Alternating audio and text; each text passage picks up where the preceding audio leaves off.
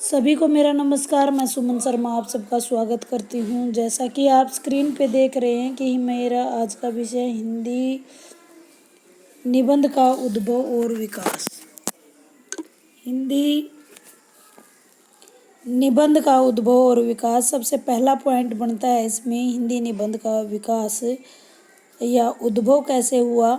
निबंध आधुनिक हिंदी साहित्य की सबसे नवीन विधा है। गद्य में लिखे जाने के कारण निबंध का उद्भव भारतेंदु युग में माना जाता है, क्योंकि इससे पहले के साहित्य में निबंध जैसी कोई भी विधा प्रचलित नहीं थी। तो इसका समय बताया जा सकता है भारतेंदु युग। निबंध का प्रारंभिक रूप लघु निबंधों के रूप में उस समय पत्र पत्रिकाओं में छपता था।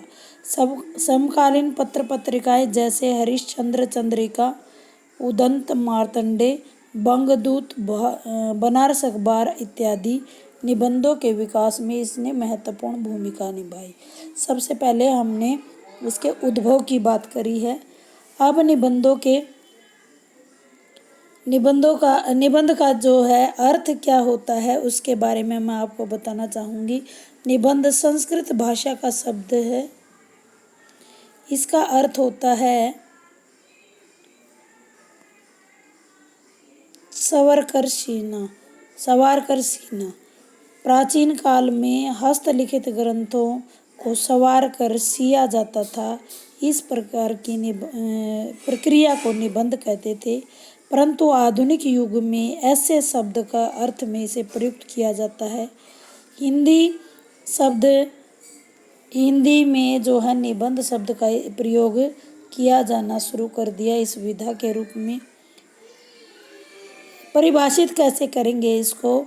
विचारों को, यानी ये इम्पोर्टेंट लाइनें हैं इसलिए मैं इनको अंडरलाइन करना चाहूँगी, जिसमें विचारों को क्रमबद्ध रूप में रखा जाए।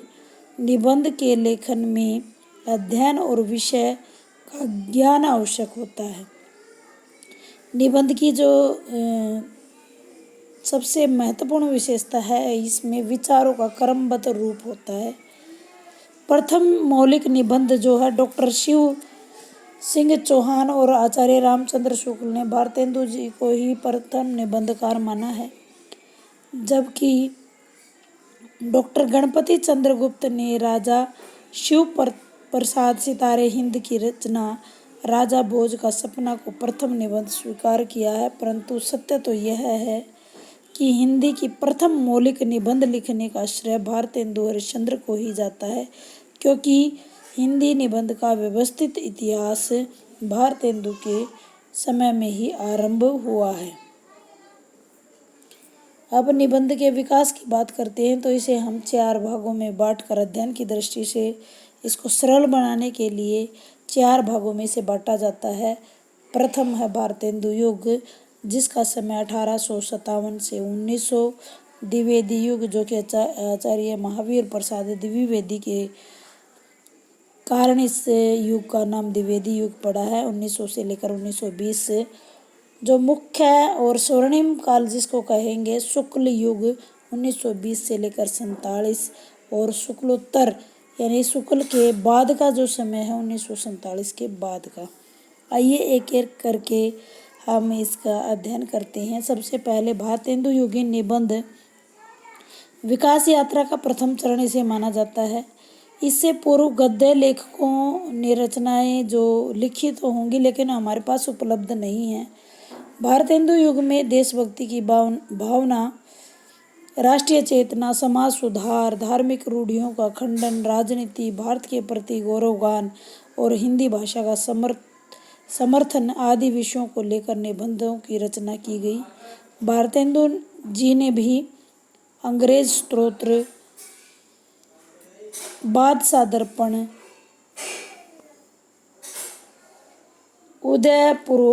पुरोदय आदि निबंधों की रचना की। पंडित बाल कृष्ण भट्ट भारतेंदु युग के श्रेष्ठ निबंधकार माने जाते हैं, जिन्होंने साहित्य सुमन, जात पात, कोम, खटका, ईश्वर भी क्या ठिठोल करते हैं आदि निबंधों की रचना की। प्रताप नारायण मिश्र ने भी समझदार की मौत, भों, दात, नाक, श्रीनिवास मिश्र ने भारत खंड की समृद्धि आदि निबंध जो हैं सर्जित किए। इस युग के निबंधकारों में किसी न किसी पत्र पत्रिकाओं से ये जुड़े होते थे और विभिन्न विषयों को लेकर ये वर्णनात्मक और विचारात्मक शैली में अपने विचारों को निबंधों के माध्यम से प्रस्तुत करते रहते थे। आइए दूसरे विषय की तरफ चलते हैं, दूसरे युग की तरफ। द्विवेदी युग, जिसका समय सीमा मैं आपको बता चुकी हूँ 1900 से लेकर के 1920 तक, जो कि महावीर प्रसाद द्विवेदी और सरस्वती पत्रिका की शुरुआत यहाँ से होती है। महावीर प्रसाद द्विवेदी के नाम से इसे जाना जाता है। सरस्वती पत्रिका जो कि 1900 में शुरू हुई थी और 1903 से लेकर 1920 तक महावीर प्रसाद द्विवेदी इसके संपादक रहे थे। द्विवेदी जी भाषा को व्याकरण की दृष्टि से उन्नत करना चाहते थे। उन्होंने स्वयं व्याकरण शुद्धि का प्रयास किया और सभी निबंधकारों को भी इसमें किसी न किसी रूप से उन्हें प्रेरित करने की बात उन्होंने कही।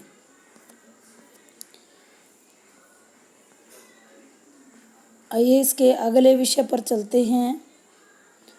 द्विवेदी जी ने बेकन के निबंधों का अनुवाद किया, साथ में कवि और कविता, प्रतिभा, मेघदूत, कवि कर्तव्य आदि निबंधों की रचना की। इस समय के जो महत्वपूर्ण निबंधकार थे वो थे बालमुकुंद गुप्त, जिनके शिव शंभू का चिट्ठा आप बहुत ही फेमस रहा। हिंदी में बिंदी, मेल का ऊँट आदि इन्होंने निबंधों की रचना की, जिसमें राष्ट्रीय महत्ता, साहित्य आदि विषयों को इन्होंने उभारा। दूसरे महत्वपूर्ण, या यूँ कहूँ मैं तीसरे महत्वपूर्ण निबंधकार रहे सरदार पूर्ण सिंह, जिन्होंने सामाजिक विषयों को केंद्र में रखकर सच्ची वीरता, कन्यादान, पवित्रता, आत्मनिर्भरता जैसे निबंधों का प्रणय किया। चंद्र शर्मा गुलेरी जी ने भी विनोदपूर्ण विषयों को लेकर के कछुआ धर्म और मोर्शी मोही आदि निबंधों पर लेखनी चलाई। यह युग हिंदी भाषा का परिमार्जन का युग था। परिनिष्ठित भाषा इसकी विशेषता रही है। इस युग में साहित्य, भाषा, व्याकरण, विज्ञान, इतिहास आदि विषयों को लेकर निबंधों को जन सामान्य तक पहुंचाया गया। आइए तीसरे युग की बात करते हैं, शुक्ल युगीन निबंध। तृतीय चरण यह था और सबसे महत्वपूर्ण था। इसमें आचार्य रामचंद्र शुक्ल को निबंध सम्राट भी कहा जाता है। उन्होंने उत्साह, श्रद्धा, भक्ति, करुणा, लज्जा, गलानी आदि विषयों पर निबंधों की रचना की। उनके निबंधों में भाव और विचार, हृदय और बुद्धि का संतुलन, समन्वय देखने को मिलता है। शुक्ल जी के बाद जो दूसरे निबंधकार इस युग के रहे, इसकी समय सीमा एक बार मैं आपको बता देती हूँ। 1920 से लेकर 1947 तक का समय रहा ये। 1941 में इनका निधन हो चुका था, लेकिन 47 जो कि हमारी स्वतंत्रता का समय है, इस समय तक का आकलन हम इसमें करते हैं। दूसरे निबंधकार की अगर मैं बात करूं तो बाबू गुलाब राय, जिन्होंने ठलुआ क्लब, मेरी असफलताएं, मन की बातें आदि निबंधों की रचना की। तीसरे सियाराम शरण गुप्त, जो कि गांधीवादी विचारधारा को लेकर घूंघट, झूठ, सच, मुंशी जी के निबंध इत्यादि उन्होंने निबंध लिखे। माखनलाल चतुर्वेदी जी ने साहित्य देवता नामक एक भावात्मक निबंध लिखा।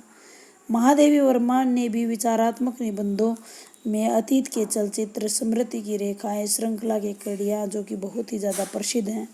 शुक्ल युग को हिंदी निबंधों का स्वर्ण काल कहा जाता है, क्योंकि इस युग में प्रौढ़ चिंतकों ने अपनी सशक्त लेखनी से हिंदी साहित्य निबंध भंडार को समृद्ध किया। तात्कालीन निबंधकारों ने सामाजिक हलचल, भारतीय संस्कृति के प्राचीन गौरव, इतिहास, कला, साहित्य, धर्म, राजनीति, दर्शन आदि विषयों को बनाते समय अच्छे और उच्च कोटि के निबंधों की इन्होंने रचना की है। आइए अंतिम पड़ाव की तरफ चलते हैं।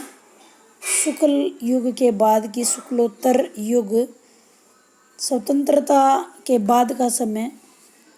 1947 के बाद राजनीति में परिवर्तन तो हुए और ये संभव ही है। अगर समाज की परिस्थितियों में परिवर्तन है तो साहित्य में भी परिवर्तन स्वाभाविक है।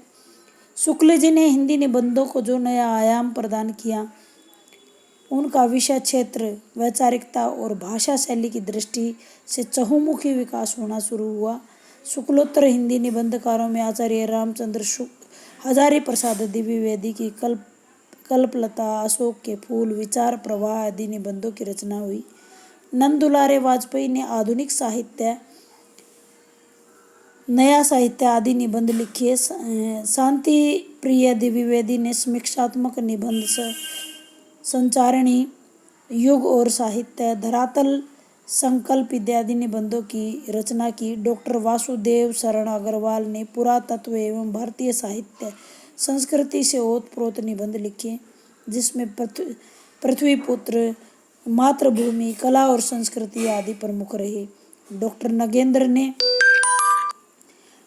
नगेंद्र ने भी गूढ़ और गंभीर विषयों को लेकर विचार और विवेचन, विचार और अनुभूति, साहित्य की झांकियाँ इत्यादि महत्वपूर्ण निबंध लिखे। रामधारी सिंह दिनकर ने भी उच्च कोटि के निबंध लिखे, जैसे मिट्टी की ओर और वट पीपल, रेती के फूल इत्यादि। अन्य निबंधकारों में भी जयशंकर प्रसाद, इलाचंद्र जोशी, जैनेन्द्र प्रभाकर, माचवे इत्यादि का नाम लिया जा सकता है। निष्कर्ष के तौर पर कहना चाहूँगी कि हिंदी साहित्य में हिंदी निबंध का साहित्य चाहे बिल्कुल कम दिखाई देता है, लेकिन भारतेंदु युग से लेकर वर्तमान युग तक हिंदी निबंध ने जो उत्तरोत्तर प्रौढ़ता प्राप्त की है, वह निबंधों का विविध मुख्य विकास हुआ है। आधुनिक निबंधों में विषय की विविधता, विविध शैलियाँ देखने को मिल रही हैं। हिंदी के विभिन्न पत्र पत्रिकाओं के माध्यम से निबंधों के अनेक रूप हमारे सामने आए हैं। राजनीतिक, विज्ञान, समाजशास्त्र आदि विभिन्न समस्याओं पर उच्च कोटि के निबंधों की रचना हुई है। इसी प्रकार आधुनिक निबंध का वर्तमान और भविष्य सुरक्षित कहा जा सकता है। अभी बहुत ज़्यादा काम इस पर होना बाकी है। सारांश के रूप में मैं आपको बताना चाहूँगी, निबंध जिसे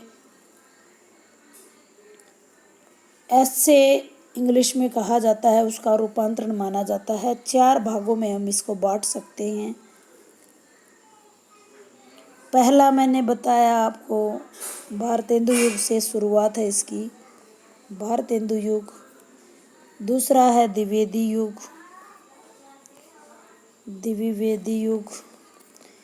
इसकी समय सीमा 1857 से लेकर